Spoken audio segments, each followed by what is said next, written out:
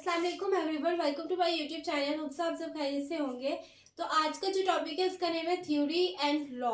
ठीक है, इस टॉपिक में 3 ही शॉर्ट क्वेश्चन आते हैं और तीनों मैंने बोर्ड पे लिख दिए हैं। पहला है थ्योरी, दूसरा प्रोडक्टिव थ्योरी और तीसरा लॉ और प्रिंसिपल। अब पहले नंबर पे है थ्योरी कि व्हाट इज थ्योरी। इसकी डिफाइन है the hypothesis that stand the time of tested and never rejected are called theories. कि अब हमने एक बार अगर हम बायोलॉजिकल मेथड के स्टेप्स को रिवाइज करें तो उसमें हमने जो है हाइपोथेसिस बनाई थी। ठीक है, जिसपे से हमने डिडक्शन की, डिडक्शन के बाद एक्सपेरिमेंट किया और उसमें से फिर जो है हमने रिजल्ट को निकाला था। ठीक है, अब जो हमने वो हाइपोथेसिस बनाई थी, ठीक है, उसको जब एक्सपेरिमेंट करने के बाद उसका जो हमारा रिजल्ट निकला था उस रिजल्ट को हम नाम दे देते हैं, ये क्या है, थ्योरी। थ्योरी होती बेसिकली वही है, हाइपोथेसिस ही होती है, बस एक्सपेरिमेंट के बाद जब वो ठीक साबित हो जाती है और जब उसमें से हम रिजल्ट निकाल लेते हैं तो उसके बाद हम इसको नाम दे देते हैं थ्योरी का। और थ्योरी जो होती है ये इसको टेस्ट भी किया जा सकता है, ठीक है, लेकिन ये कभी रिजेक्ट नहीं हो पाती।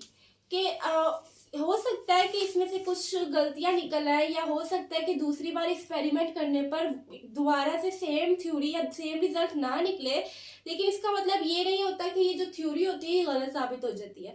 थ्योरी बेसिकली अगर एक बार आपने कोई थ्योरी पेश कर दी यानी हाइपोथेसिस बनाकर उसका जो है रिजल्ट निकाल लिया तो वो थ्योरी आपकी बाकी सारी साइंटिस्ट के लिए वो एक चैलेंज बन जाती है।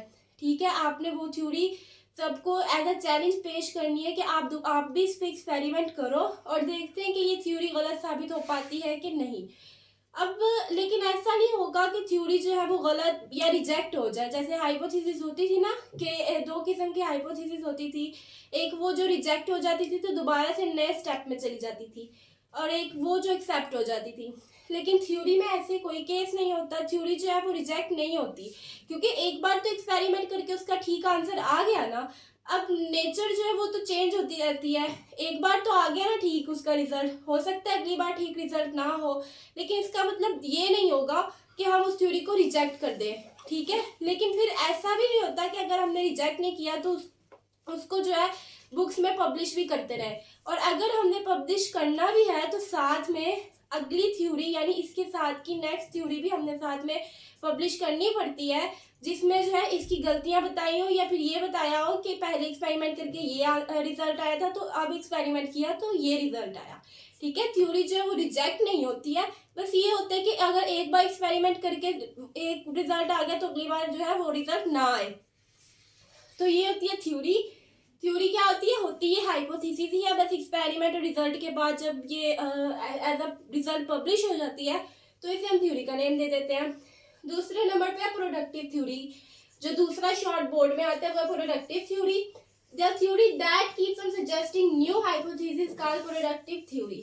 अब बेसिकली प्रोडक्टिव नेम से इंडिकेट हो रहा है, प्रोडक्टिव का क्या मतलब होता है, यानी बनाने वाली। कि एक ऐसी थ्योरी, अब थ्योरी क्या थी, हाइपोथेसिस यानी वो हाइपोथेसिस जो एक्सपेरिमेंट करने के बाद हमारी ठीक साबित हो गई है या जिसमें से हमने रिजल्ट निकाल लिया है उससे हमने क्या किया, थ्योरी। अब वो थ्योरी, ठीक है, जिसमें से नई हाइपोथेसिस बने यानी वो रिजल्ट आ गया। ठीक है, अब वो रिजल्ट जो आया उसकी वजह से साइंटिस्ट के दिमाग में नई नई बातें आई, नई नई स्टेटमेंट्स आई कि अच्छा इसका रिजल्ट ऐसे आया है तो हो सकता है कि फलां चीज जो है वो भी ऐसे होती हो या फलां चीज है वो भी ऐसी होती हो। अब ये भी एक हाइपोथेसिस होती है ना, तो वो थ्योरी, वो रिजल्ट या वो हाइपोथेसिस जिसकी वजह से नई हाइपोथेसिस बनती है उसको हम क्या नाम दे देते हैं कि ये क्या है, प्रोडक्टिव थ्योरी। ठीक है, तो ये दूसरा शॉर्ट क्वेश्चन। अब उसके बाद है लॉ और प्रिंसिपल। प्रिंसिपल, इस प्रिंसिपल का मतलब होता है असूल। एक प्रिंसिपल होता है जो स्कूल्स वगैरह में प्रिंसिपल होते हैं, लेकिन ये प्रिंसिपल असूल, ठीक है, कानून या फिर असूल। अब प्रिंसिपल क्या होते हैं या लॉ क्या होता है कि अगर आपकी कोई थ्योरी है, ठीक है, उसको बार बार एक्सपेरिमेंट किया है और उसका हर बार एक ही रिजल्ट आए, ठीक है, और उसका रिजल्ट चेंज ना हो, फिर हम उसे क्या कह देते हैं, लॉ। कि अब ये क्या है, कानून बन गया, ये साइंटिफिक लॉ है। और लॉ जो होता है वो फिर चेंज नहीं होता, वो यूनिवर्सल फैक्ट बन जाता है। ठीक है, ना ही अब जैसे थ्योरी तो है ना कि थ्योरी अगर किसी साइंटिस्ट ने पेश कर दी तो नए साइंटिस्ट उसको पे एक्सपेरिमेंट करते हैं, फिर नई नई सोचें आती हैं या फिर नई नई हाइपोथेसिस बनती हैं कि आगे भी उस पर मजीद एक्सपेरिमेंट्स होते रहते हैं। लेकिन अगर एक बार लॉ बन जाए, कोई थ्योरी लॉ में कन्वर्ट हो जाए, उसके बाद कोई भी साइंटिस्ट दोबारा यानी उसको चेंज नहीं कर सकता। वो लॉ यूनिवर्सल फैक्ट बन जाती है और वहीं पे साइंटिस्ट की सोच खत्म हो जाती है।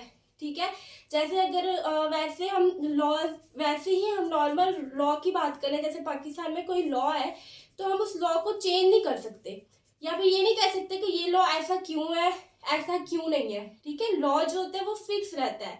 इसी तरह साइंटिफिक लॉ भी है।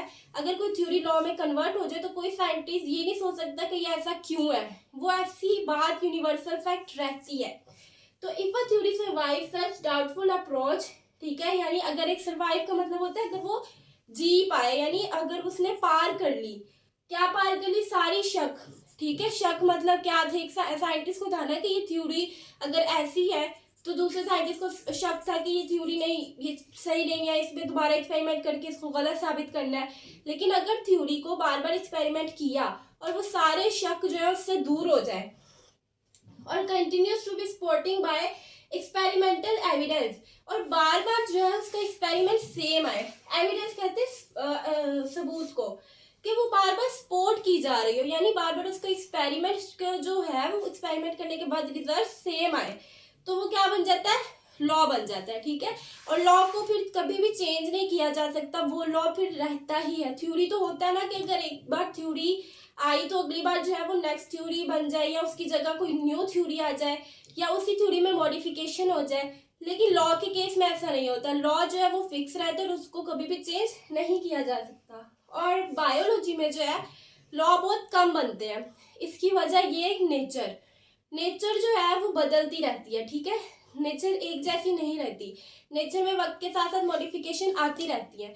इसीलिए जो है बायोलॉजी में बाकी साइंस सब्जेक्ट्स की निस्बत लॉ कम बनते हैं। आपको फिजिक्स में ज़्यादा लॉज मिलेंगे लेकिन बायोलॉजी में इतने लॉज नहीं होते, क्योंकि बायोलॉजी बेसिकली किस चीज़ के बारे में, लाइफ के बारे में, लाइफ चेंज होती रहती है। तो बायोलॉजी में सिर्फ 2 ही लॉ है जिसकी एग्जाम्पल भी बुक में दी हुई है, एक मेंडल का लॉ है और दूसरा जो है हेडी-वेनबर्ग का। तो इसकी रीडिंग कर देती हूँ।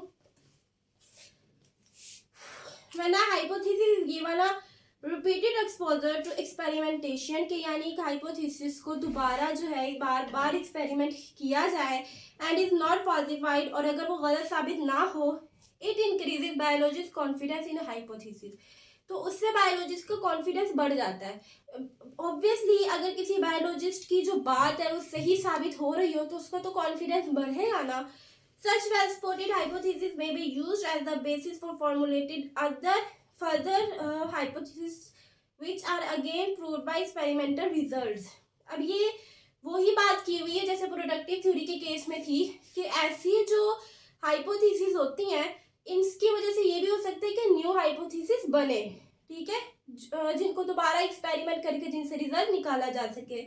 अब आगे डिफाइन है थ्योरी की, दी है hypothesis that stand the time of test of time, often tested and never rejected are called theories. A theory is supported by a great deal of evidence. अब आगे प्रोडक्टिव थ्योरी है कि productive theory keeps on suggesting new hypothesis and so testing goes on. Many biologists take it as a challenge and exert greater efforts to disprove the theory. कि जैसे मैंने बताया था कि आपकी थ्योरी बाकी साइंटिस्ट के लिए एक चैलेंज बन जाती है, फिर बाकी सारे साइंटिस्ट जो है उसको गलत साबित करने में लग जाते हैं। इफ अ थ्योरी सर्वाइव्स, अब ये लॉ की डिफाइन है कि अगर एक थ्योरी जो है survives such doubtful approach and continues to be supported by experimental evidence, it becomes law or principle. A scientific law is a uniform or constant fact of nature.